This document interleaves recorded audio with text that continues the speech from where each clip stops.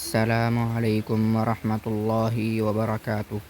جی ناظرین، آج کا ہمارا سبق ہوگا صفت نمبر 7 اطباق اور صفت نمبر 8 انفتاح۔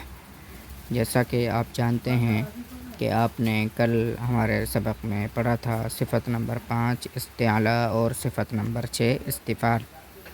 یہ ہماری سیریز صفات کی شروع ہوئی ہے، اس کو آپ انشاءاللہ سبق بہ سبق سنتے رہیں، آپ کو بہت فائدہ ہوگا، اور ساتھ میں اس کو شیئر بھی کرتے رہیں تاکہ اوروں کا بھی اس سے فائدہ ہو۔ چلیے شروع کرتے ہیں۔ اعوذ باللہ من الشیطان الرجیم، بسم اللہ الرحمن الرحیم۔ صفت نمبر 7 اطباق، یعنی جس طرح استعلاء کی وجہ سے حرف پر ہوتا ہے اسی طرح اطباق کی وجہ سے بھی موٹا ہی ہوتا ہے، مگر چونکہ ہر حرف مطبقہ اور مستعلیہ بھی ہوتا ہے، اس لیے حروف مطبقہ مستعلیہ بنسبت منفتح مستعلیہ کے زیادہ موٹے ہوتے ہیں۔ اس صفت کا مطلب یہ ہے کہ ان حروف کے ادا کرنے کے وقت زبان کا بیچ اوپر کے تالو سے لگ جائے، یعنی لپٹ جائے۔ تو ایسے حروف 4 ہیں: صاد، ضاد، طاء، ظاء۔ صفت نمبر 8 انفتاح، اور انفتاح جن حروفوں میں پائی جاتی ہے ان حروف کو منفتحہ کہتے ہیں، اور مطلب اس صفت کا یہ ہے کہ ان حروف کے ادا کرنے کے وقت زبان کا بیچ اوپر کے تالو سے جدا رہتا ہے، خواہ زبان کی جڑ تالو سے لگ جائے جیسے قاف میں لگ جاتی ہے، خواہ وہ نہ لگے۔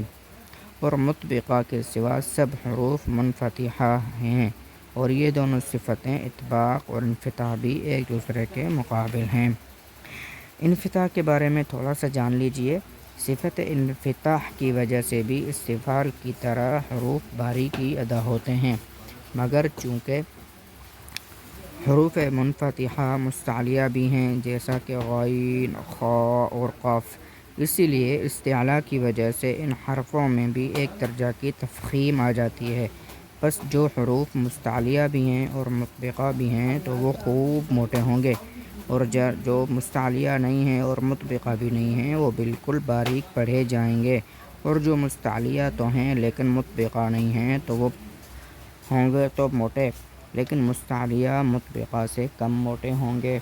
امید ہے آج کی ویڈیو بھی آپ کو پسند آئی ہوگی۔ اگر آپ ہمارے چینل پر نئے ہیں تو چینل کو سبسکرائب کریں اور بیل آئیکن کو ضرور پریس کریں، اور اگر آپ اسی طرح کی ویڈیوز مزید دیکھنا چاہتے ہیں تو نیچے ڈسکرپشن میں نے مزید ویڈیوز کی لنک دیے ہوئے ہیں، وہ آپ جا کر دیکھ سکتے ہیں۔ والسلام علیکم ورحمۃ اللہ وبرکاتہ۔